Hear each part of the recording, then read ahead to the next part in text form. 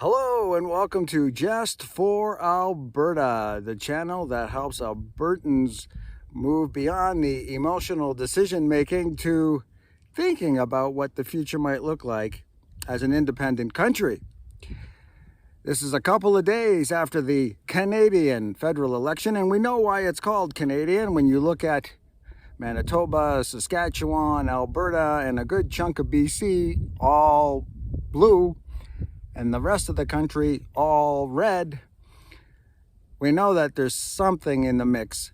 We know that Alberta is getting excited about a movement, but we often hear people say that it's only a fringe movement. Only 30% of the people would like independence.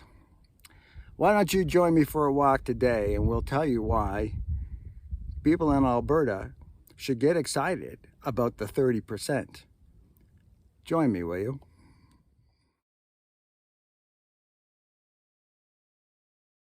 As you know, I normally walk with the camera facing me, but I thought today I'll take you on a nice little walk with me through the park. So let's talk about this. We have many people stating there's only 30% of the population who wants independence for Alberta. And it was common to hear this just before the Canadian federal election on the 28th of April. Well, since then, the average percentage of Albertans supporting independence has skyrocketed, and it's growing greater and greater every day. Now, think about this. This growth has occurred even before serious effort was ever put in to educate the public about the benefits of Alberta independence. We know that there's a lot of reasons for Alberta to be independent, but we can't find one that would be reasonable to remain in a relationship with Ontario. Well, those supporting independence should be encouraged. You need to know that you have more than 30% of people today, but here's the thing. It only takes 25% of supporters of Alberta independence to make a huge difference. Let me give you some research. A researcher for the School of Communication at the University of Pennsylvania, last name of Sloan, writes, when a minority group pushing change was below 25% of the total group, its efforts failed. But when the committed minority reached 25%, there was an abrupt change in that group dynamic. And very quickly, the majority of the population adopted the new norm. In one trial, she goes on to say, a single person accounted for the difference between success and failure.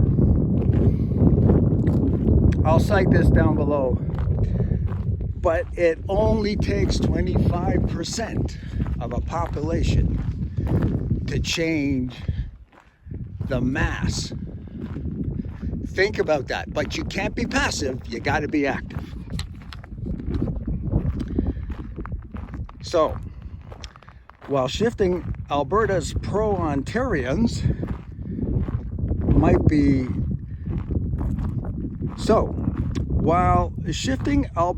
pro-Ontarian mindset might be a challenging one because there are a few pro-Ontarians in Alberta, there are many still that are undecided. They haven't given it a lot of thought. But it's only a committed minority that changes the mass. A committed minority changes what people perceive as socially acceptable. And that can lead to Alberta independence. They were saying you only had 30%. That's more than what is required. Today, we have well over 30%. Let's get active if you want to see Alberta independence. Finally, I want to close with something. You're going to find your rallying cry. Something that brings the people together for a common goal is so effective. It could be simple. It can be as simple as someone yelling Alberta and the crowd yelling freedom. It could be something as simple as reversing it. Freedom and the crowd yelling Alberta. Whatever it is, wear it, own it, call it out. Get your t-shirts that say, talk to me about Alberta independence. Get your hats, get your pins, put them on your jackets, your shirts. Tell everyone that Alberta is your home. Whatever it is, make the anthem yours. Bring the people together for a common goal, and others will see your enthusiasm and they'll join in. Remember to enjoy yourselves. And change is coming, Alberta. Courage. Courage, Alberta. Thank you for taking the walk with me. I hope you've enjoyed a little journey through the park. Please like and subscribe. More videos to come. It's exciting times. Courage, Alberta. Bye for now.